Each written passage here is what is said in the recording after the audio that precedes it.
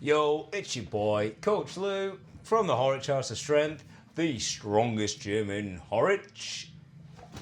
And today's topic is a few members indirectly have kind of asked me my opinion or my take on missing sessions at the gym. And I don't mean like taking time off from the gym, as in like going on holiday or something that's planned.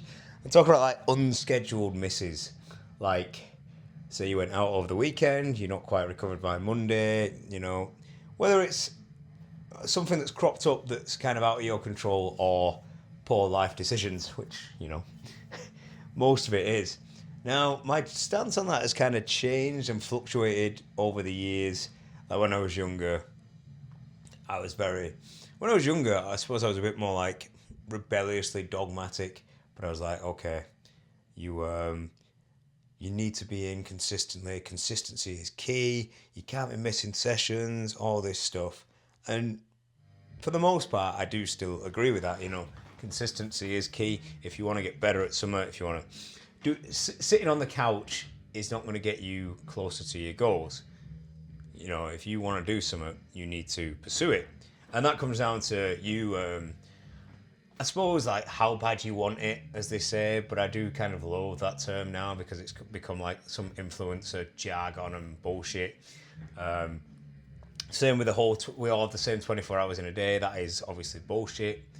If you can't see that some people have the same 24 hours as others and others don't, then you're either entitled or just deluded or very young and naive. But yeah, similar thing. Like, it's obviously, if you're working towards a goal, you need to be consistent and hitting certain targets, getting in the gym, getting out training, whatever it is you're doing, you need to be pursuing that goal as best you can. But unless you have absolutely no responsibilities and no worries, life can sometimes get in the way. And again, going back to at the start, whether it's kind of within your control or not, like, being hungover, to me, that's a bit of a cop-out, bit of a bullshit excuse. It's, you chose to do that, and that's fine. If you own it and you're like, fine, right, I'll just crack on when I can, sweet. But if you kind of like, I don't know, like coughing up excuses or coming up with all this shit, it's like, just save your breath. You know what I mean? Like, it's, yeah, stuff like that kind of irks me a bit. But at the same time, I'm kind of thinking the more advanced you get, if you've put the work in over, a good few years and that, you're not really a beginner lifter anymore, then you can afford to... Well, it's weird, because I think you can kind of afford to like miss the odd session and it's not going to impact you. It's not going to mess anything up because you're probably quite consistent anyway. So when you do get back to it, whether it's a day or so, you'll just pick up where you left off. And same as like a beginner, because if you are a beginner, you're probably progressing week to week. If you somehow miss a day, say you're training 3 times a week and you miss a day and you literally just pick up where you left off, it's probably not going to impact you that much.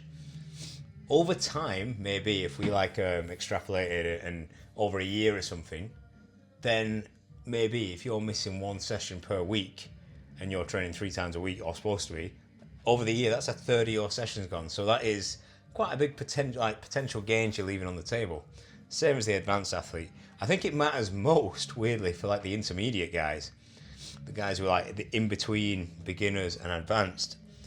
Because when we get to like, even like advanced levels, or even once you've built a certain amount of strength or size, maintaining it isn't that hard. We've got all the research and studies backing that up. I think you can get away with kind of maintaining strength and size off of possibly between 1 and 3 sets a week. Don't quote me on that, I could be wrong, but it's quite a low amount of volume and effort compared to what people probably think. Like, they probably assume they've got to do the exact same work to maintain it and all this stuff, and that's just simply not the case. You can maintain your level of physique and strength doing quite a little or a limited amount of things.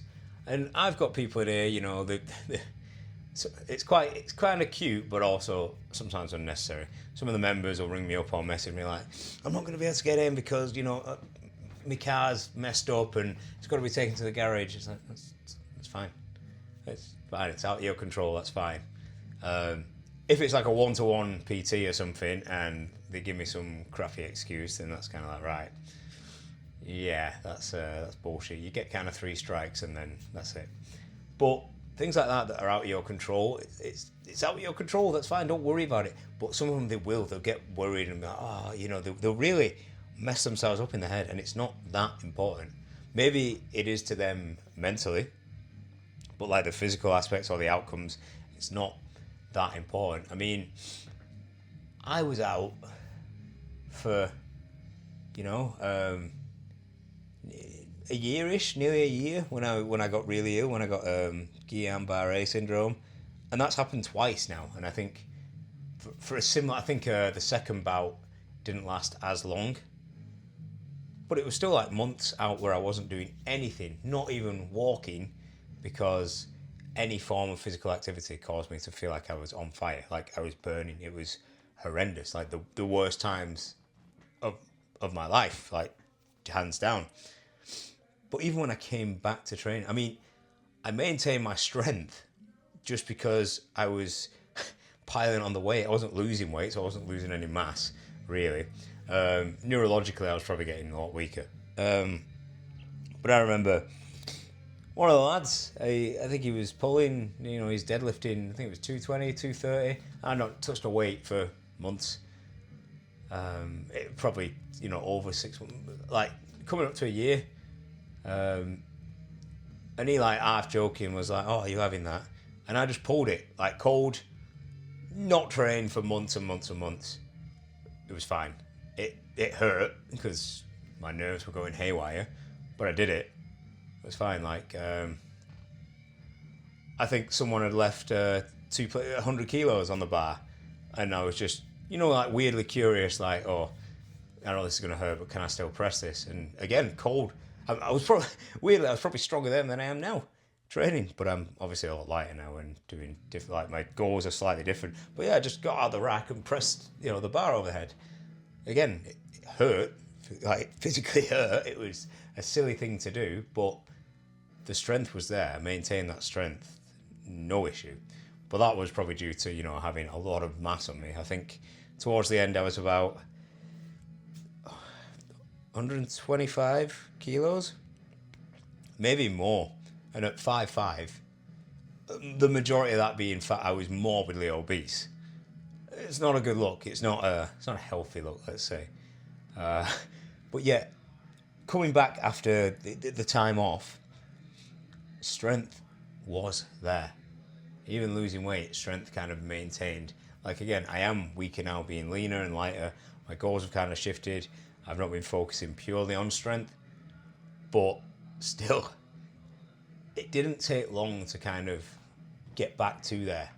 So you taking a week off, a day off, 2 weeks off, shit, if you took a month off, if you've kind of put in the work prior, you'll be fine. Now, one of the issues might be beginners, you're just starting again, which, I don't know, it's one of them.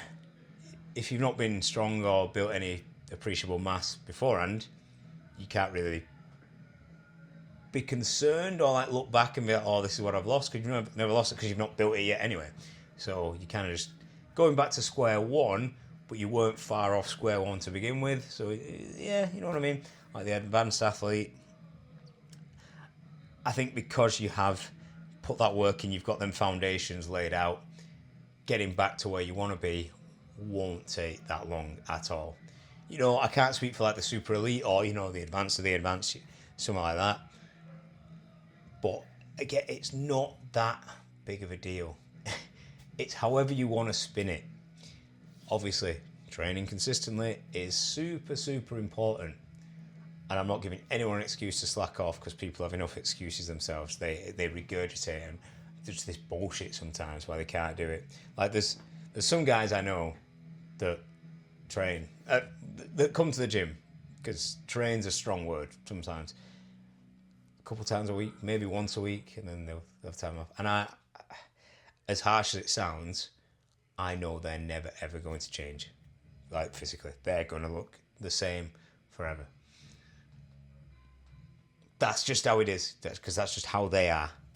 But if you are serious, you really want, you want to pursue a goal, then you're going to pursue that goal. And you probably are going to feel a bit gutted if you can't make it to the gym or you can't make a training session for whatever reason. But it's not the end of the world. You'll be okay. If you've got that kind of mentality, you will pick up where you left off and everything will be fine. Trust me, I have experience in this field of taking unwanted time off for an extended period of time and coming back, not better than ever, but you're coming back almost at the same level and building up really quick. And what I as soon as I could, like, this is just kind of like my mentality, and there's quite a few of the members here and guys that I train, they have a similar mentality. Some people don't, and that's fine. But as soon as I could train again, as soon as I could do the things that I love to do, I was doing it. Like, I didn't wait. I didn't dip my toes in and be like, oh, I'll take it easy. Because I know obviously how to program, how to train, I didn't do anything daft, but I was like, right, I can get in, I can train hard from the get-go. There's no point beating around the bush and easing myself in on some 5x5 program or something lame. Not saying 5x5 is lame, but to me, it's, I wouldn't be doing that. Or some linear block periodization thing. It was like, right, just get in, do the shit you like, change this up, and hit your goals. And I did. I lost a shed load of weight. I think I got down to like 85, maybe 80, I think 82 kilos, which is what? Like 40 kilos off. In about a year, which is enormous. I think I'm up to about 85 kilos now. Feeling fantastic, feeling the best I've felt in a long, long time. And going back to, just because I've just said that, like the best I've felt in a long, long time, going back to what I said at the start about not having any stresses or pressures, I was stronger as I think when I was about 22, that kind of era, because I had no stresses, I'd lived at home, I'd finished uni, I had my job, which was coaching, which was, I was in the gym all day, because I was there 7 days a week, because I was younger and I didn't really care about time management, so I had clients throughout the day, then I'd have a big gap so I could just train, and I could take as long as I wanted training, I could do anything I wanted really, because we had the facility, similar to what we've got here, all the toys I wanted, and then I had clients later, and then I'd go home. Throughout the day I'd go and eat. That was when I was at probably my strongest. Maybe not my fittest, but not far from. So now I've got a lot more responsibilities, but if I can kind of irk back towards that, that'll be pretty damn good. And that's the plan now, with some added goals in. But just rambling on there. Obviously your life plays a big role in everything. Missing a few sessions, not that big of a deal. If it becomes kind of a regular thing, maybe you need to look at, if you can't get in the gym twice a week, you need to seriously sort out your time management. 3 times for most people is ideal. 4 times, great. Do you need to train 5-6 times a week? Probably not. Could you? Yeah, if you wanted. Depends what kind of goals you are. I know there's like a big shift at the moment to like hybrid training, which I think back in the day we just called training. It was training without being a fat ass.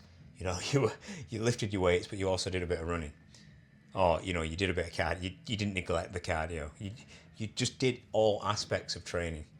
But now it's like a buzzword. But my training's kind of shifted towards that. So there is a few days of weight training, a few days of kind of cardio or Metcon based stuff.